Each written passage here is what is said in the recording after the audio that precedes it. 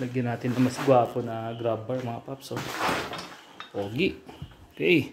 Natin. Tornilyo natin.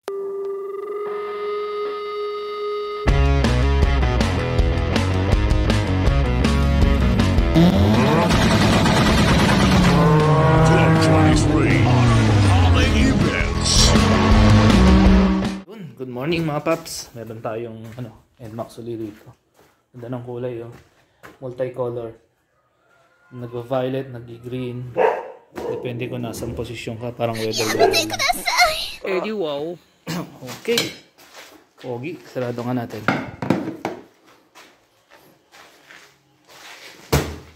Ayan oh. Wapo. Okay. 24 hours later. Ganda ng araw ngayon, no? Liwanag. Palit pala tayo ng brake pads. Ito, nipis na kasi yung sa likod na brake pads niya. Pareho lang din siya pang Mio. Harap likod, isa itsura niya pala. Okay, so nagpalit tayo ngayon. Linisin natin to. Yung upuan. Ito yung kaka-score natin na Chameleon na NMAX. Ganda ng kulay, oh. Tapos palit tayo ng gulong sa harap na makapal sa likod.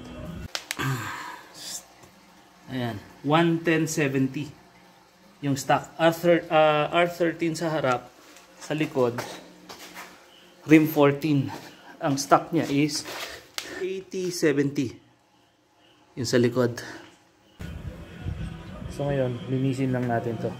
Tapos pinalitan ko pala to. Stock grab bar ng NMAX natin na yung nandun. Nilipat ko na rito para malinis talaga. Ito gusto kong linisin lang marami. So gamit tayo ng ito, dishwashing liquid, dishwashing paste. Tapos ganyan lang natin yan para malinis. Ang dami ha.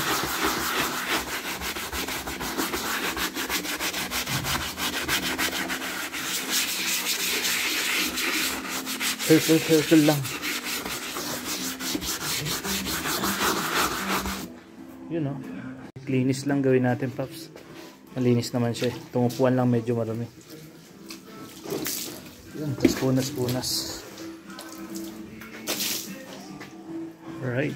Nasa natin, paps.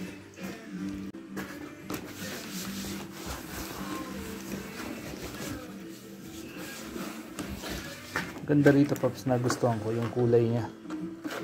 Tapos naka-indicate pa siya. Kaya wala ka nang problema yan sa kulay pagka sakaling sitahin sa checkpoint. Yun o. Linis tayo. Tapos mamaya reviewin na rin natin. Tingnan natin kung ano pa yung pwede natin gawin dito. Ganda ng kulay, paps o. Depende kung nasan angulo ka. May green, purple, blue, black. Yan siya.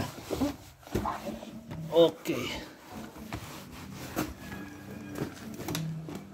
Tapos, malinis na. Pwede na uling gamitin. Okay, ano bang meron dito? So, na-review ko naman na dati regarding sa NMAX compared dun sa sa PCX. So, nagustuhan ko lang dito yung looks lang din. Yan. Pero yun nga, pagdating sa features, pagdating sa like yung kung ikukumpara sa PCX na version 1, keyless yun, ito hindi. Pero kanya-kanyang preference pa rin kung anong mas gusto natin. So dito na lang tayo sa features naman nito, kung paano mag-set ng clock na to. Yan, okay. So syempre i-turn on mo yung ignition hanggang lumitaw yan sa panel na yan. And then okay, so once naka-turn on na ignition, pindutin yung sabay ito.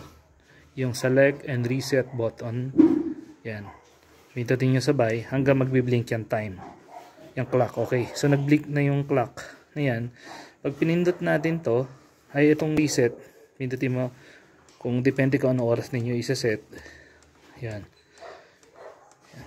Yan. Kapag okay na sa inyo yan, pindutin nyo naman tong select. Tapos pindutin nyo uli ito hanggang sa minute kung saan siya tatama sa hustong oras. Tapos pagka okay na sa inyo yan, press nyo uli yung select. Ayan, so wala, nakaset na yung time ninyo.